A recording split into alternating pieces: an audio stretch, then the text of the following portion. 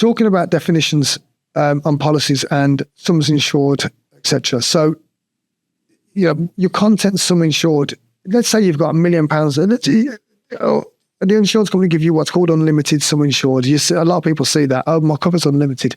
It doesn't necessarily mean that you can get an unlimited amount.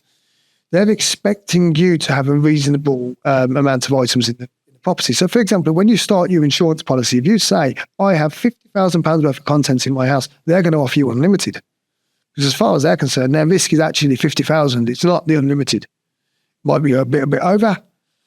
It might be 60,000. If you went in with a claim of 500,000 when you told them you had 50, don't expect it to be straightforward. It's not. Of course it's not.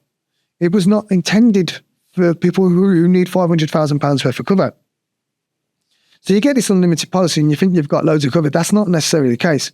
You now need to look at the limits. What are the limits? What's the limit for valuables or high risk items? Often, there will be a 10 or 20% of the sum insured or 30% of the sum insured, but not the sum insured. So if you've got an unlimited, or say you've got £1 million policy, and they may say your valuables is 30,000.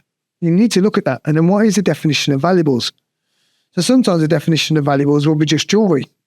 But sometimes it will actually include things like your cameras, your laptops, your TV. Now all of a sudden that unlimited policy that you have with a £30,000 worth of valuables actually doesn't cover half of your electrical items or your valuables, but covers as many sofas as you possibly could have. And you only have 1 or 2 sofas, most people do. So think about it. It's not unlimited cover. Look at the definitions within the policy. What do they mean? And how can you make sure you've got the correct cover?